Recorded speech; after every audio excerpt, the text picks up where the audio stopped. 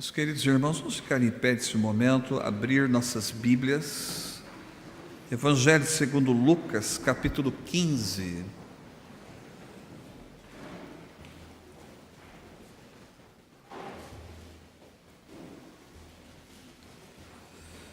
Evangelho segundo Lucas, capítulo 15.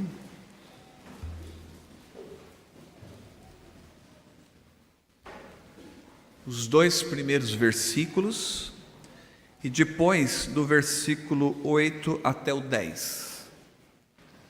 Evangelho segundo Lucas, capítulo 15, os dois primeiros versículos. A palavra de nosso Senhor diz o seguinte: aproximavam-se de Jesus todos os publicanos e pecadores para o ouvir. E murmuravam os fariseus e os escribas, dizendo: este recebe pecadores e come com eles. Agora do versículo 8 ao 10. Ou qual é a mulher que, tendo 10 dracmas, se perder uma, não acende a candeia, varre a casa e a procura diligentemente até encontrá-la? E tendo-a achado, reúne as amigas e vizinhas, dizendo: alegrai-vos comigo, porque achei a dracma que eu tinha perdido. Eu vos afirmo que, de igual modo, há júbilo diante dos anjos de Deus por um pecador que se arrepende. A alegria dos céus tem a ver com arrependimento. E eu vos afirmo que, de igual modo, há júbilo diante dos anjos de Deus por um pecador que se arrepende. Os irmãos podem se assentar. Meus queridos irmãos, nós vamos falar nesta manhã com um fundo musical, né? Isso é diferente, né? Mas não tem problema, deixa as crianças lá. O capítulo 15 do Evangelho segundo Lucas, ele reúne as parábolas das mais conhecidas da cristandade. E são parábolas que realmente não só se tornaram conhecidas, mas atingiram grande popularidade. E aquilo que Jesus disse nos cantões da Galileia ecoou por muitas gerações e para tantas outras culturas. E eu diria que chegou até mesmo ao mundo das artes. Eu sempre me lembro que um dos famosos quadros de Rembrandt tem a ver exatamente com o capítulo 15 do Evangelho segundo Lucas. Rembrandt pintou o retorno do filho pródigo. Então, o capítulo 15 são parábolas não só conhecidas, influentes, pertinentes, mas o importante é saber por que Jesus as contou. Importante é saber qual é o propósito do Senhor de contar histórias tão maravilhosas, histórias que chegaram aos nossos dias. O importante é saber qual é a lição ou as lições que nós podemos tomar para a nossa vida e para a nossa vida espiritual. E tudo aqui tem a ver com contexto. Por isso que eu fiz questão de ler os dois primeiros versículos que estão no capítulo 15. E se nós quisermos entender qualquer uma das três parábolas, a gente tem que se ater ao contexto. E o contexto diz o seguinte: aproximavam-se de Jesus todos os publicanos e pecadores para o ouvir. Gente que estava se aproximando de Jesus para ouvir-lhes os ensinamentos. Agora, para a gente entender o texto aqui, precisamos entender o contexto social e religioso. Por que se distingue publicanos e pecadores? Por que os fariseus e escribas criticaram o fato de Jesus receber os publicanos e pecadores? Na visão social e religiosa, os publicanos não eram benquistos, não eram pessoas tidas em alta estima de maneira alguma. Eram pessoas que trabalhavam para o governo, eram funcionários públicos, e já naquela época não gozavam de uma boa popularidade. Eles não só trabalhavam para o governo, mas eles coletavam impostos para o Império Romano. E o pior, não só coletavam impostos para o Império Romano, como eles mesmos, em uma grande parte, praticavam uma política de extorsão. Sabe o que é política de extorsão? 1 para Roma, 2 para mim. 2 para o Império Romano, 2, 3 para mim. Então eles favoreciam o império, mas também a si mesmos. Então é fácil notar por que eles eram considerados não só pecadores, mas traidores, traidores da nação, da sua gente, dos seus patrícios. Por isso eram odiados, rejeitados e menosprezados. E são essas pessoas ou essa gente que estão se aproximando de Jesus para ouvir o quê? Os ensinamentos. É essa gente que está com sede e estão vindo a Jesus. Aí o texto fala de publicanos e pecadores, né? Certamente gente que contrapunham o que eles achavam que era a moralidade religiosa. Então qualquer pessoa que contrapunha a moralidade religiosa daqueles dias, então eram considerados pecadores.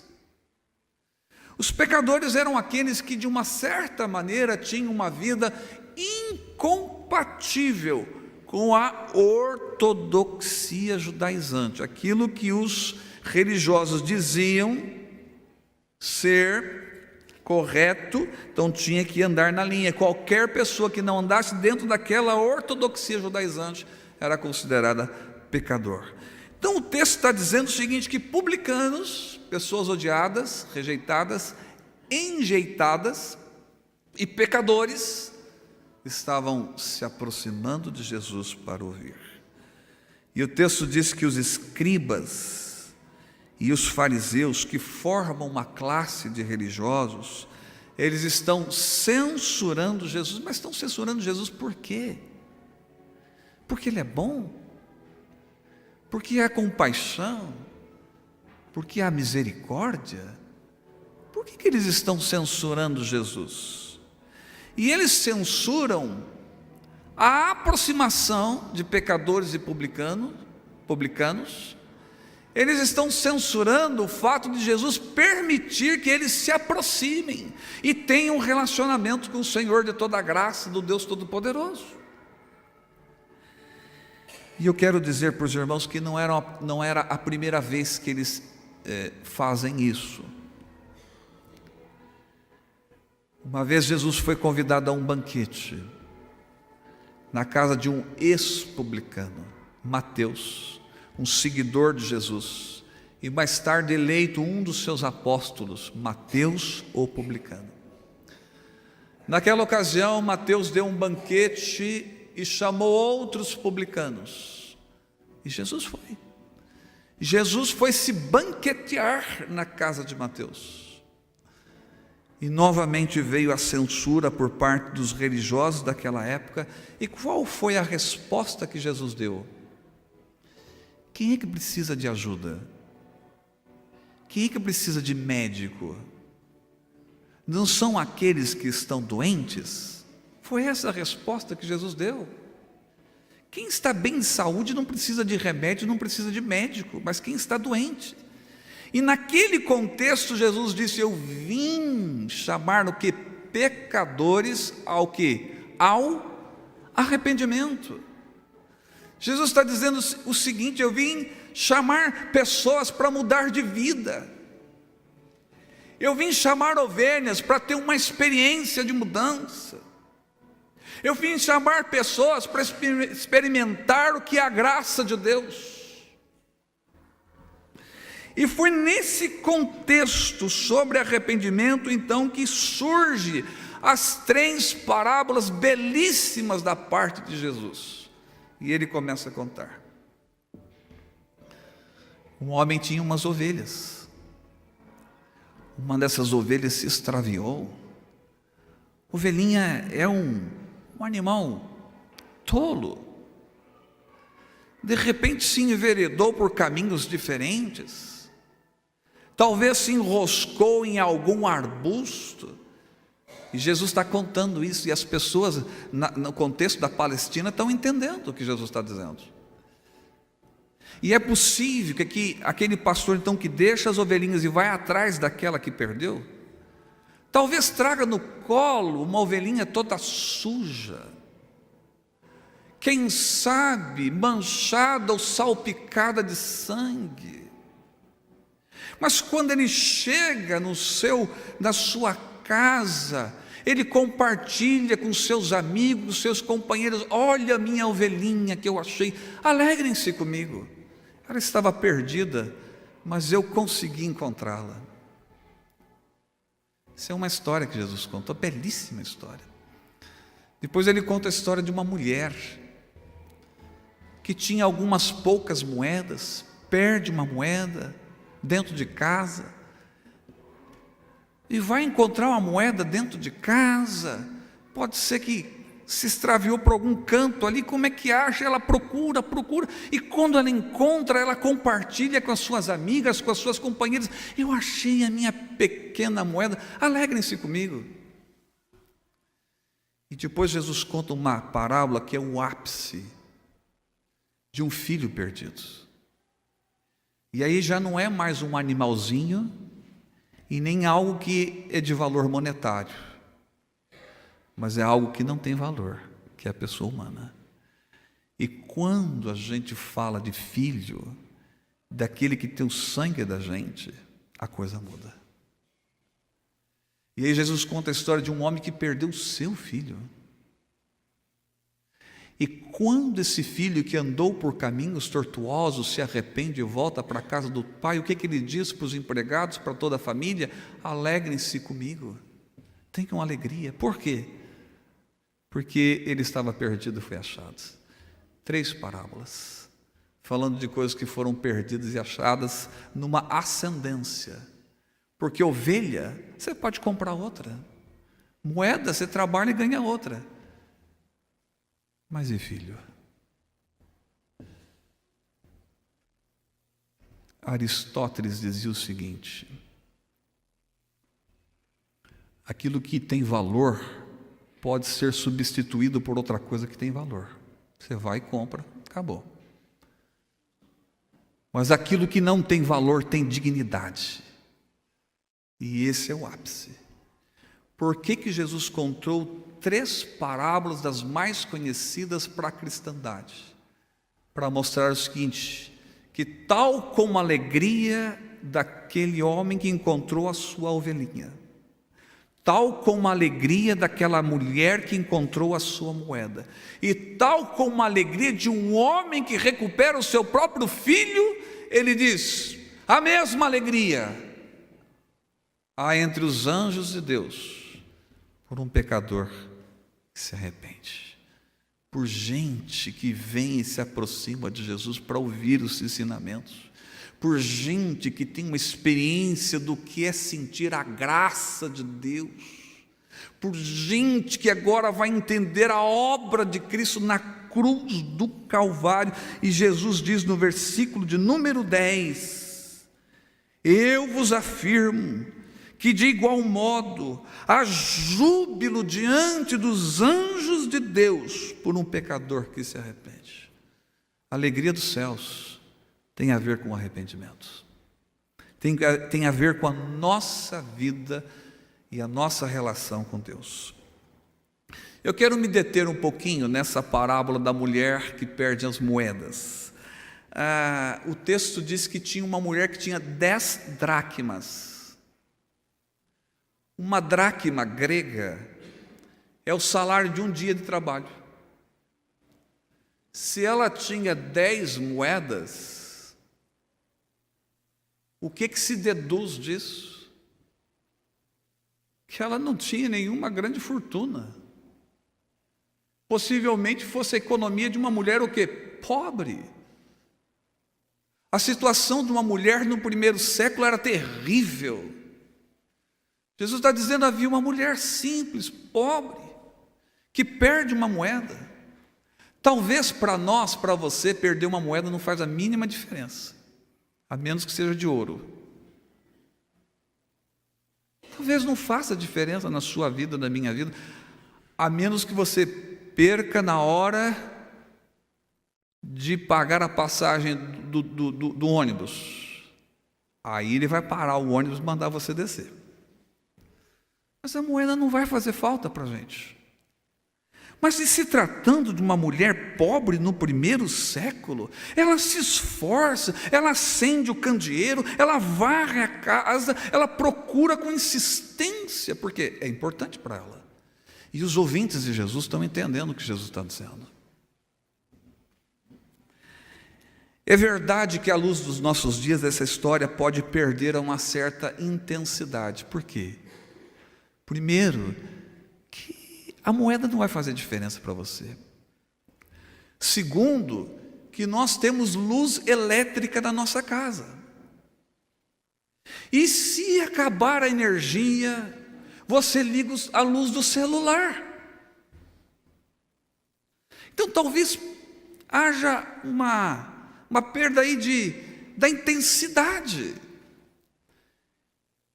E só para mostrar que talvez perde mesmo nos nossos dias, a BBC recentemente noticiou em julho desse ano, a primeira moeda que brilha no escuro foi lançado no Canadá. Uma moeda de $2 canadense. Então você perdeu, não tem energia, você acha. Eu fiquei, confesso, meus irmãos, que até curioso por conhecer essa moeda. Então, se alguém for viajar ao Canadá, já entenderam, né? Mas isso não era a realidade do primeiro século. Uma mulher pobre, que faz muita falta aquela moeda, mas quando ela acha, ela reúne as suas companheiras, ela compartilha com as suas amigas, e Jesus fala de uma alegria no reino dos céus, a mesma alegria dessa mulher pobre, há uma alegria diante dos anjos de Deus. Quando um pecador se arrepende, quando alguém muda de vida, quando alguém passa a pertencer à graça. O que eu quero dizer, meus irmãos, eu não sei como é que se dá essa alegria dentro dos anjos, em meio aos anjos, nos céus, obviamente. Mas a Bíblia fala de uma conexão, de uma alegria espiritual por causa da nossa relação com Deus. De quando nós nos aproximamos de Jesus e ouvimos a sua palavra.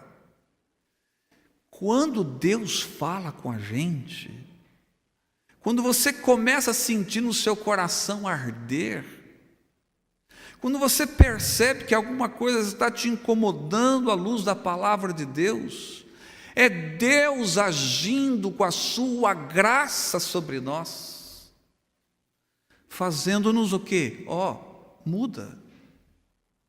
Põe o teu coração nas coisas de Deus.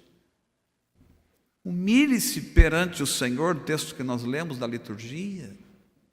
Ame a Deus de coração. E isso é no caminhar com Jesus e ouvindo as suas palavras que aqui, vai mudando. Aqui dentro.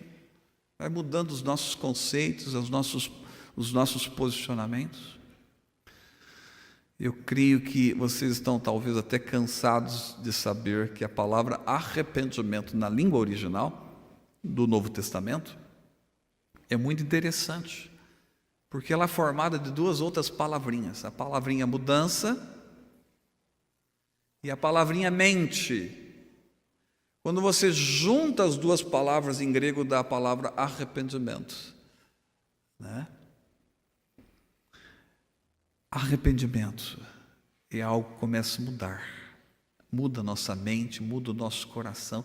E isso só ocorre quando as pessoas se aproximam de Jesus. Publicanos e pecadores estão sendo resgatados. Pessoas estão sendo mudadas. Gente, publicanos e pecadores estão sendo recuperados, estão se tornando propriedades de Deus, mas tudo é propriedade de Deus, mas eles estão se tornando propriedade exclusiva de Deus. Socorre quando nós nos aproximamos de Jesus para ouvir a sua palavra, e aí então há arrependimento, há mudança, e isso causa inclusive alegria diante dos anjos de Deus. Existe um autor, um comentário bíblico, citando um tal de Bernardo. Ele não diz o sobrenome do Bernardo. Eu creio que seja Bernardo de Claraval, que foi um grande monge, né, medieval, mas enfim, ele não citou o nome completo. E Bernardo diz uma frase seguinte: as lágrimas dos pecadores são o vinho dos anjos. As lágrimas dos pecadores são o vinho dos anjos. Ou seja, toda vez que nós derramamos as nossas lágrimas diante de Deus, toda vez que nós nos encontramos e buscamos Jesus, nos colocamos no caminho da graça, é como se os anjos estivessem brindando de alegria, exultantes no reino diante de Deus. Meus irmãos, o que essa palavra tem a ver com você, comigo, com a nossa igreja? Eu vou dizer o quê? Eu tenho percebido não só a sociedade, mas eu tenho percebido o povo de Deus distante do próprio Deus. Eu tenho percebido aquela palavra do profeta que disse: o povo está me honrando com os lábios apenas. Eu tenho feito uma leitura não só da igreja. Quando eu falo da igreja, eu estou falando só aqui da igreja, dos livros, do que acontece na mídia, do que a gente lê na internet. Eu penso que está faltando arrependimento, faltando gente se aproximar de Jesus. Eu estou percebendo o destemor das pessoas. As pessoas não têm temor de falar nada. As pessoas às vezes escrevem livros, jornais e até mesmo na internet, no Facebook, coisas que ofendem a Deus. Mas a pessoa não está preocupada com isso. Eu tenho percebido uma sociedade secularizada. Está tão secularizado que aquilo que a pessoa diz, escreve, não se importa se Deus está contente ou não com isso. Quando você diz a uma pessoa: mas veja, esse posicionamento seu não coaduna com a Escritura Sagrada, ele não se importa com isso. Não se importa. Há quem até mesmo argumente: mas a Bíblia está fora de contexto. Nós precisamos voltar a isso que o texto diz. Surgiu 3 das parábolas mais belas de Jesus. E surgiu por quê? Para falar sobre arrependimento. A alegria dos céus tem a ver com arrependimento. Tem a ver com ouvir a voz de Jesus. Tem a ver com a experiência da graça do Deus que trabalha em cada um de nós. Vamos refletir sobre isso, meus irmãos. Jesus está nos chamando. Jesus está nos chamando. e está nos orientando pela sua palavra. Arrependimento constante, e seja isso para a alegria dos anjos, mas acima de tudo para a glória de Deus. Que Deus nos ajude e nos abençoe.